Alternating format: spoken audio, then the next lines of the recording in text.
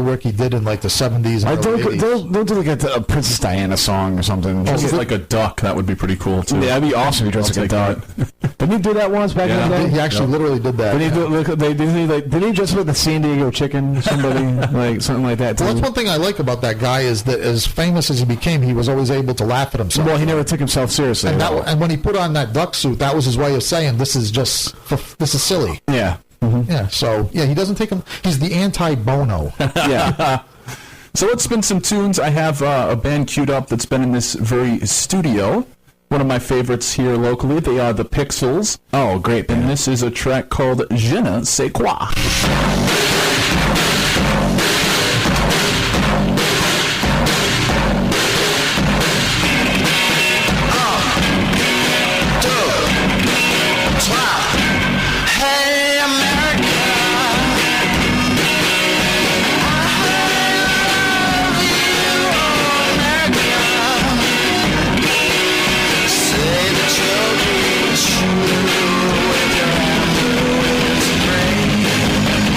You and I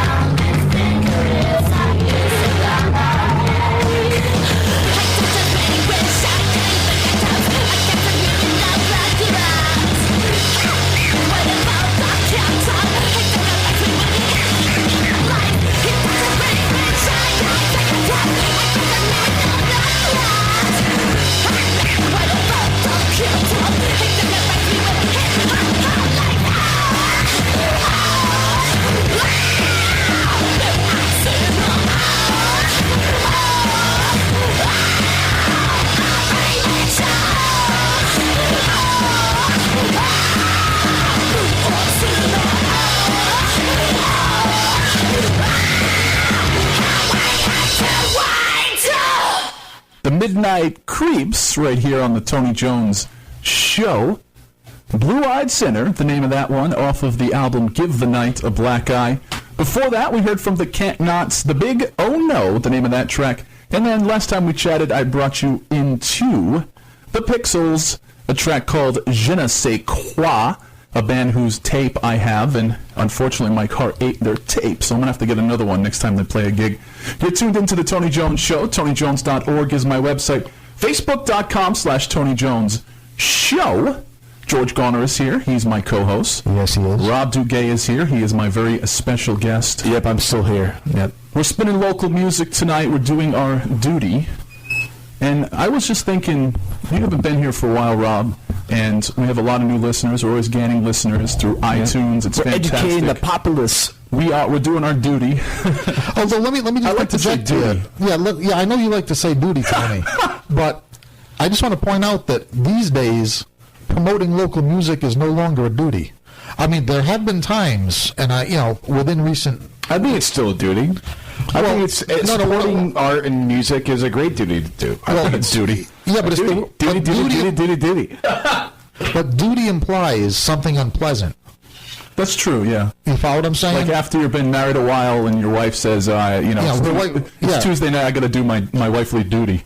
Well, also I can say it's essential. That's what I think too. I think it's essential. I was gonna substitute the word fun and a pleasure for duty. Oh, absolutely. In other words, because there have been times in the local music scene when every band around was wretched. There's been some dark days. I came here in 2005. Remember those days, man? Some dark days. 2005 was like, I mean, that's when you were doing your duty. That's like Nam.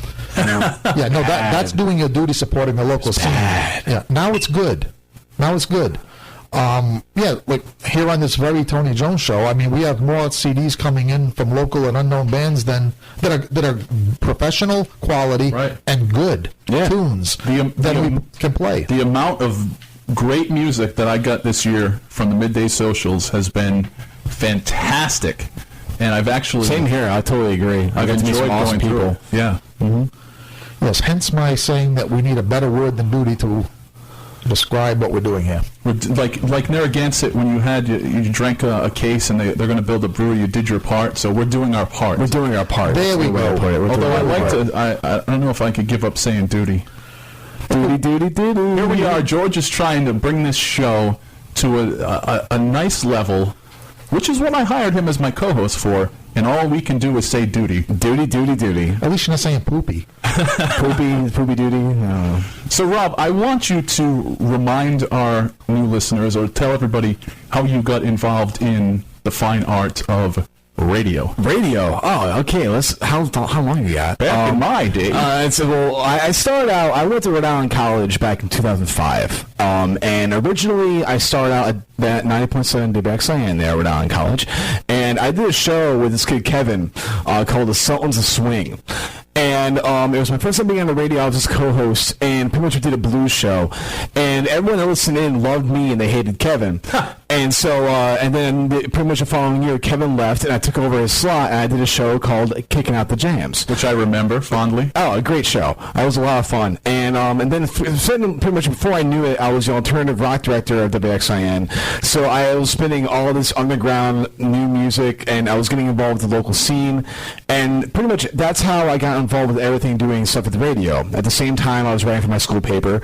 That's when you can go, if you go on 99 to the BOB's award-winning blog page, you can actually look up my Album of the Week blog that I do every week. And that started at the Anchor at Rhode Island College, doing my Album of the Week blog, because I wanted to educate people what was good. Because I was hanging out with people at the time that were always like kind of cynical when it came to music. They're like new music, and I was getting all this stuff brought with all this new music, and I'm like, what the hell are you guys talking about? You don't know about this band, you don't know about this band. They're awesome.